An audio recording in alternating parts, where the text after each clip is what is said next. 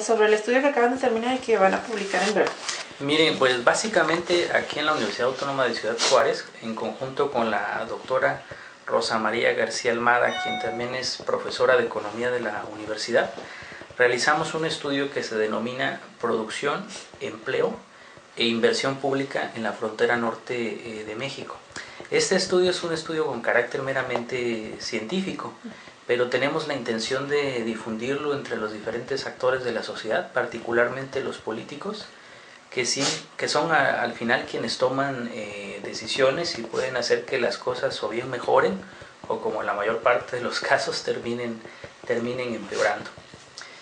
El estudio básicamente se centra, como su nombre lo dice, en el estudio de la relación que existe entre la inversión que realiza el gobierno o inversión pública y el crecimiento económico. Eso por un lado. Y el resultado que se esperaba tener era que a mayor gasto del gobierno se diera un mayor crecimiento económico.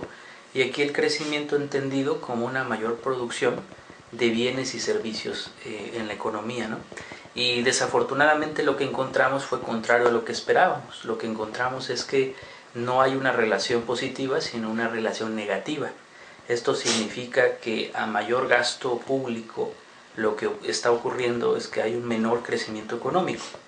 Esto a reserva de que todavía se hagan más estudios, porque el estudio que presentamos es únicamente para el periodo 2003-2011, lo que acota mucho los resultados, porque para estudios de este tipo se tiene que conseguir información para un periodo más largo. Sin embargo, ya nos da luz de lo que puede estar ocurriendo.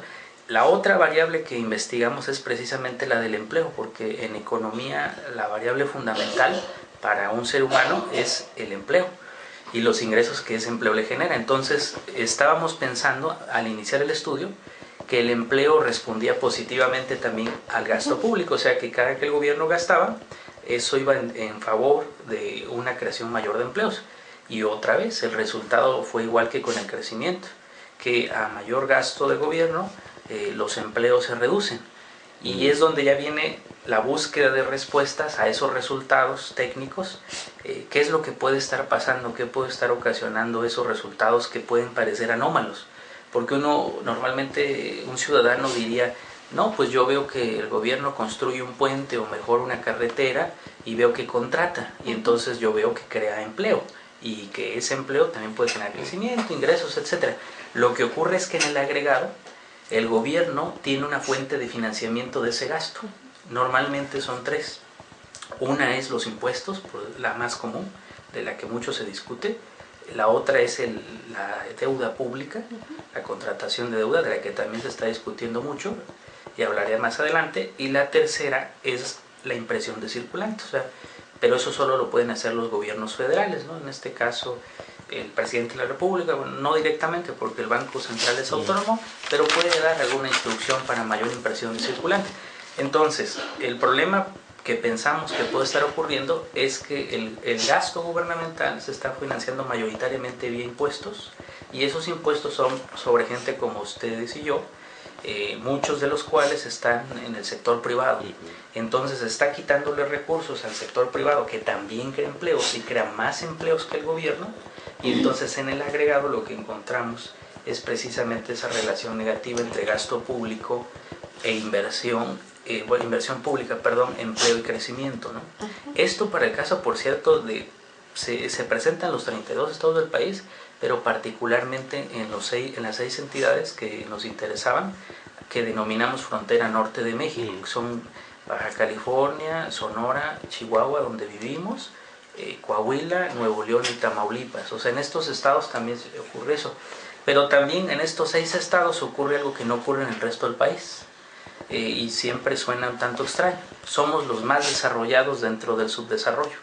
Es decir, somos las entidades de estas 6 que más crecen en el periodo estudiado en el país en relación al resto de regiones del país, o sea, de México.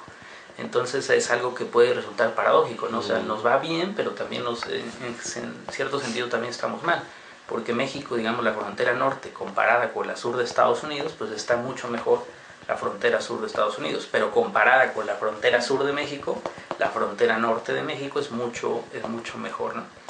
Y la otra explicación de lo que puede estar pasando es que la estadística porque todas estas estadísticas son oficiales, no son inventadas, no son construidas, son estadísticas de dos fuentes, una es el INEGI y la otra es el Centro de Estudios de las Finanzas Públicas de la Cámara de Diputados, que tiene un centro ahí de análisis, ¿no?, para ellos. Y ellos publican esa estadística que la sacan evidentemente de la Secretaría de Hacienda y Crédito Público.